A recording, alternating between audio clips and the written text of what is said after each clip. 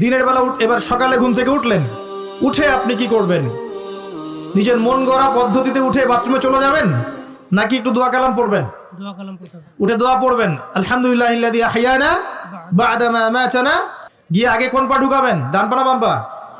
আগে বাম পা। বিসমিল্লাহ বলে ঢুকিয়ে আল্লাহুম্মা ইন্নী আউযু বিকা মিনাল খুবসি ওয়াল খাবাইস ইস্তেনজা করেন। যতক্ষণ ইস্তেনজা করছেন আপনি ইবাদতের মধ্যে আছেন ইনশাআল্লাহ। এবার বের হলেন গুফরানাকা বলে, বের ওযু করবেন। প্রথমে বিসমিল্লাহ, ওযু ধীর স্থির ভাবে করবেন। আরো যে বললাম, খুব বেশি পানি ইউজ করার দরকার নাই, পানির স্পিডটা কম রাখবেন, পানি অপচয় করবেন না। দেখেন, ওযু যদি বিশুদ্ধ না হয় নামাজ কি বিশুদ্ধ হবে? ওযুতে যদি আপনি এক বালতি পানি শেষ করেন তাহলে তো হলো না কিছু। ওযুতে পরিমাণ মতো পানি ইউজ করেন, তারপরে ওযু শেষে কালিমা শাহাদা পড়লে আপনার জন্য জান্নাতের দরজাগুলো খুলে যাবে ইনশাআল্লাহ। এবার মেসওয়াক করলেন, ওযু শেষে, ওযুতেও মেসওয়াক করতে পারেন, শেষেও করতে পারেন। এবার আপনি পায়ে হেঁটে হেঁটে নামাজে যাচ্ছেন। নামাজে যাওয়ার সময় বাসা থেকে বের হবেন, এমনি এমনি বের হবেন না দোয়া পড়বেন? কোন দোয়া পড়বেন? বিসমিল্লাহি তাওয়াক্কালতু আলাল্লাহি ওয়ালা হাওলা ওয়ালা কুওয়াতা ইল্লা বিল্লাহ। বাস, বের হওয়ার সাথে সাথেই একজন ফেরেশতা আপনার সাথে চলে আসবে ইনশাআল্লাহ, শয়তান দূরে চলে যাবে। এবার পায়ে হেঁটে হেঁটে আপনি মসজিদ যাচ্ছেন, প্রত্যেক পদক্ষেপে হাঁটছেন, একটা করে পা ফেলছেন, একটা গুনাহ মাফ, একটা করে পা ফেলছেন, একটা নেকি লেখা হচ্ছে। আর কি চাই বলেন? আল্লাহ পাক রহমত দিচ্ছেন, মর্যাদা বাড়াচ্ছেন। এই সময় একটা দোয়া পড়তে পারেন, আমি শিখিয়ে দিই। এই দোয়াগুলো সব হিসনুল মুসলিম বইয়ের মধ্যে আছে। প্রিয় ভাই, সবগুলো দোয়া মুখস্থ করে ফেলেন। সারা জীবনে কত কিছু মুখস্থ করলেন, আমি ফখর করছি না, কিন্তু আমি বিশ্বাস করেন, এই মুহূর্তে যদি বাংলাদেশের সব দোয়ার বইও না থাকে, মুখস্থ একটা পুরা হিসনুল মুসলিম লিখে দিতে পারবো ইনশাআল্লাহ।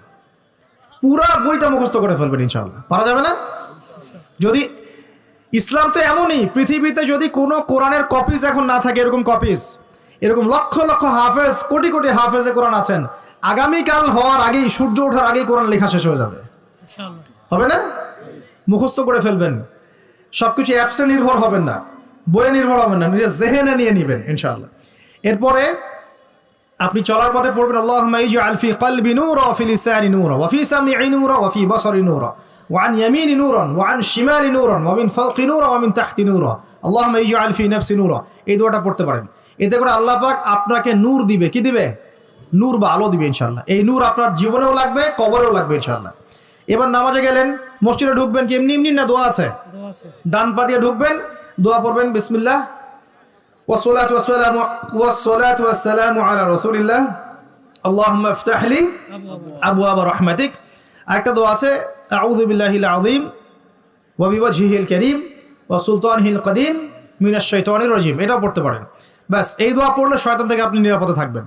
নামাজে দাঁড়ালেন, এই যে ফজর পড়বেন, যোহর, আসর, মাগরিব, এশা, 5 ওয়াক্তের নামাজ পড়বো না? প্রত্যেক ওয়াক্তের জন্য একটাই নসিহত, সেটা হলো নামাজের বাহ্যিকতা গুরুত্বপূর্ণ, কিন্তু বাহ্যিকতার চাইতে বেশি গুরুত্বপূর্ণ হচ্ছে নামাজের আধ্যাত্মিকতা, নামাজের হার্ট, মানে মারিফত, ইহসান, খুশু, এগুলো বেশি ইম্পর্টেন্ট। নামাজে মনোযোগ ঠিক থাকছে কিনা খেয়াল রাখতে হবে। মনোযোগ বাড়ানোর বুদ্ধি কি? কয়েকটা টিপস বলে দেই। মনোযোগ বাড়ানোর বুদ্ধি হচ্ছে, নামাজে যা বলছি মুখ দিয়ে, এগুলোর আরবির অর্থগুলো আপনার জানতে হবে। যদি আপনি অর্থটা জানেন, দেখবেন আপনার মনোযোগ অনেক বেড়ে গেছে ইনশাআল্লাহ। অর্থ না জানলে আপনি দাঁড়িয়ে থাকবেন, হাই তুলবেন, হাই, হুজুর তেলাওয়াত করছে, আপনি হাই তুলবেন, কারণ অর্থ আপনি বোঝেন না। একটু খেয়াল করেন, একটা এক্সাম্পল খেয়াল করেন। মনে করেন আপনার মা অসুস্থ, নাউজুবিল্লাহ, বা আপনার বাবা অসুস্থ, আল্লাহ না করুক, বা আপনাদের ছেলে সন্তান, মেয়ে সন্তান অসুস্থ। এখন আপনি কোনো উপায় নাই, ডাক্তার বলছে যে খুব সিরিয়াস অবস্থা, হয় না এমন মাঝে মাঝে? আচ্ছা, এখন আপনি সেজদায় পড়ে গেলেন, হাত তুললেন, তুলে আল্লাহকে বলছেন, আল্লাহ আমার বাবা অসুস্থ, আমার মা অসুস্থ, আমার ছেলে বা মেয়েটা অসুস্থ, আল্লাহ তুমি তাকে শেফা দান করো। এই কথাটা বলার সময় আপনার চোখ দিয়ে পানি ঝরে না? ফিলিংস আসে না? এই ফিলিংসটা কেন আসে? কারণ আপনি যা বলছেন আল্লাহকে, সেটা আপনি উপলব্ধি করতে পারেন, ফিল করতে পারেন। আর নামাজে কেন মনোযোগ আসে না? কারণ নামাজ আমি যা পড়ছি এটা তো আমি ফিলই করতে পারি না, আমি তো এই ভাষাটাই বুঝি না, অর্থই জানি না, কেমন করে ফিল করব? এই জন্যই বলি, কোরআনের অর্থ জানার দরকার নাই। অর্থগুলো না জানলে তো পরে আপনি মনোযোগ পাবেন না, তো ইহসান পাবেন না। তো এই জন্য নামাজে মনোযোগ বাড়ানোর প্রধান শর্ত হচ্ছে অর্থটা বোঝার চেষ্টা করতে হবে। কি পড়ছি সূরা ফাতিহায়, কি পড়ছি রুকুতে, কি পড়ছি সেজদায়, হ্যাঁ কি পড়ছি আমি তাশাহুদ, দরুদে, দোয়া, মাসুরায়, অর্থ জানতে হবে। এবং সেজদায় বেশি বেশি দোয়া করার চেষ্টা করবেন। নামাজ তাড়াহুড়া 3G 4G 5Gতে যাবেন না, রিল্যাক্সে নামাজ পড়ি, ইতমিনানের সাথে।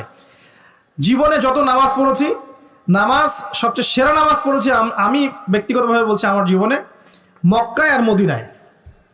নামাজ পড়লে দেখবেন মনে হবে যে আপনি মানে অন্য একটা জগতে চলে গেছেন। মাশাআল্লাহ, এত চমৎকার তিলাওয়াত, এত খুশু খুজু, বিনয়, নম্রতা, রিল্যাক্স, ধীর স্থির ভাবে 2 রাকাত ফজরের নামাজ পড়াচ্ছে।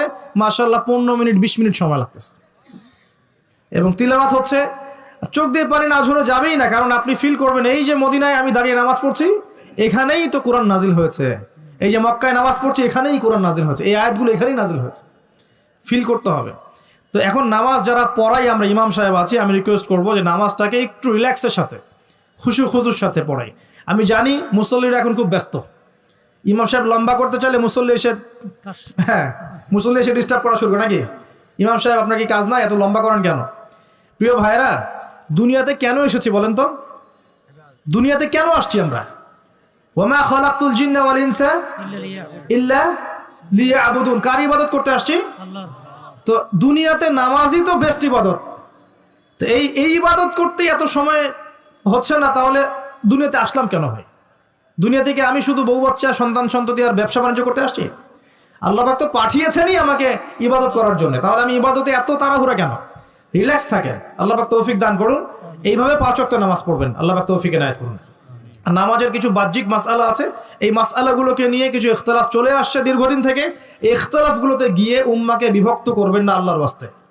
যে যেটার উপর আমল করছেন আল্লাহর ওয়াস্তে করেন, কিন্তু এক ভাই আরেক ভাইয়ের সাথে গোশত কামড়াকামড়ি করেন না। আমার কথা কি বুঝতে পারছেন? এগুলো ইখতিলাফি মাসআলা, ফিকহি মাসআলা, উলামায়ে কেরামের মধ্যে ইখতিলাফ দীর্ঘদিন থেকে ছিল, থাকবে। যে যার মতো আমল করছেন, করতে থাকেন। যেটা আপনার কাছে বেশি সহি মনে হচ্ছে, যেটা আপনার কাছে বেশি গ্রহণযোগ্য দলিল মনে হচ্ছে, আপনি সেটার উপর আমল করেন, কোনো সমস্যা নাই। কিন্তু এই ইস্যুগুলোকে কেন্দ্র করে, মসজিদগুলোকে ভাগ করে করে উম্মাকে বিভক্ত করেন না। এতে কাফের, মুশরিক, মুনাফিকরা হাসে আমাদেরকে দেখে, ওরা আমাদেরকে দেখে হাসে। দেখো কি জাতি, কি কি বিষয় নিয়ে উম্মাকে বিভক্ত করে নিজেরাই আপসে বিভক্ত হয়ে গেছে। একটা বিভক্ত জাতিকে শাসন করা সহজ না ঐক্যবদ্ধ জাতিকে শাসন করা সহজ? বলেন। এখন আমরা তো বিভক্ত না ঐক্যবদ্ধ? সুবহানাল্লাহ।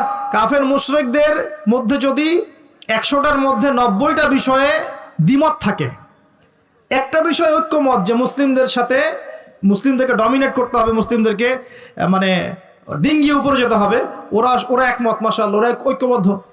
আর আমাদের মধ্যে যদি দেখেন আপনি যে 90টা বিষয় আমরা একমত, এই 4টা 5টা 6টা বিষয় আমরা দ্বিমত, ওই কয়েকটা বিষয় যথেষ্ট উম্মাকে বিভক্ত করে ফেলার জন্য। তাহলে আমরা নিশ্চয়ই দূরদর্শিতা সম্পন্ন জাতি হলাম। আল্লাহ পাক জানি না আমাদের কবে বোধোদয় দিবেন। আর দোয়া করি আল্লাহ পাক এমন প্রজন্ম যেন নিয়ে আসেন যারা স্মার্ট হয়, বিচক্ষণ হয়, উম্মাকে ঐক্যবদ্ধ করতে পারে। আমিন। যদি আমাদের দ্বারা না হয়, না হোক, আল্লাহ পাক এমন প্রজন্ম নিয়ে আসুক যে এই প্রজন্ম আল্লাহ রাব্বুল আলামিনের জমিনে উম্মাকে ঐক্যবদ্ধ করে উম্মাকে এগিয়ে নিয়ে যাবে ইনশাআল্লাহ। প্রিয় ভাইরা, এইভাবে নামাজ শেষ করেন। এখন নামাজের পর কি চলে যাবেন? জিকির আজগার আছে, তাসবিহ তাহলিল আছে, কোরআন তেলাওয়াত করতে পারেন। প্রয়োজন হলে বা সম্ভব হলে আপনি ইশরাকের নামাজ পড়তে পারেন। একটা কবুল হজ, একটা কবুল উমরার নেকি পাবেন ইনশাআল্লাহ।